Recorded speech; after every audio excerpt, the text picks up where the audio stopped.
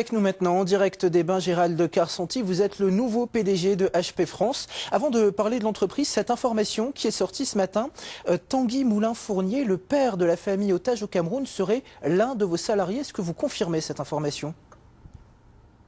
Bonjour, oui, malheureusement je confirme cette information. On a été informé que parmi les 7 otages ce que vous venez de mentionner, il y a un salarié d'HP alors qui était en vacances, qui a rejoint la famille au Cameroun.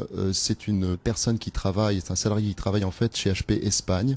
Voilà, alors nous sommes en contact évidemment avec les autorités françaises pour apporter tout notre concours, et puis avec la famille pour leur apporter tout notre soutien, toute notre amitié, et puis on espère évidemment que ça va se régler très rapidement.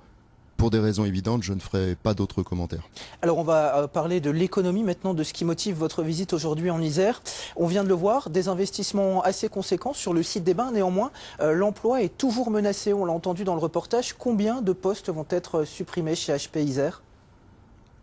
Alors d'abord, il faut dire que depuis que j'ai pris la présidence d'HP en France, en juillet 2011, je n'ai eu de cesse de travailler avec l'équipe de direction à la chose la plus importante, créer de la croissance et donc préserver l'emploi, puisque c'est une conséquence.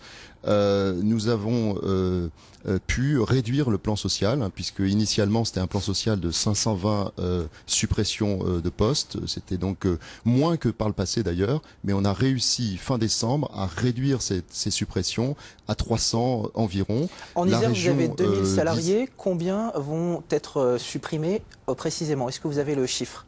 Alors, voilà, on a plus de 2000 salariés sur la région de l'Isère et en fait on va être aux alentours de 135, 140 personnes, mais il faut dire que associé à ces suppressions, nous avons également un plan d'embauche et nous allons embaucher, c'est une des premières fois depuis très longtemps, 50 jeunes que nous allons aller chercher évidemment dans les écoles d'ingénieurs de la région, les écoles de commerce et les universités, donc 50 recrutements de jeunes, ce qui fait qu'on va pouvoir en plus rééquilibrer la pyramide des âges, qui est une très bonne chose pour HP en France, mais aussi la région d'Isère à laquelle nous sommes très attachés, car je vous rappelle que c'est une région qui historiquement est dans les gènes de l'entreprise Hewlett-Packard. Au final, 75 suppressions de postes, Monsieur Carsonti. Très rapidement, HP était aussi dans l'actualité en début de semaine pour une décision de justice. Votre système de notation des salariés a été déclaré illégal, ou en tout cas non conforme par le tribunal de grande instance de Grenoble. Allez-vous le changer? Je rappelle que vous notiez notamment le comportement individuel des salariés.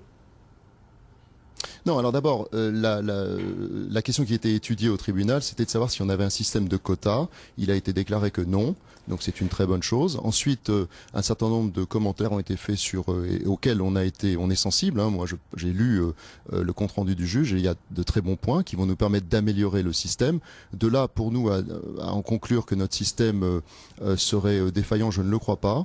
Je pense qu'il est perfectible et nous allons le faire. On va le faire de deux façons. D'abord en prenant en compte l'avis du juge, qui est pertinent, et puis en engageant le dialogue social avec les représentants du personnel. Mais j'écoute aussi les collaborateurs sur ce que vous mentionnez, à savoir le comportement. C'est pas tout à fait le comportement, c'est en fait tout un ensemble de standards de leadership que nous devons avoir dans l'entreprise. Merci beaucoup, Monsieur Carsonti, d'avoir été en direct avec nous depuis Hébin.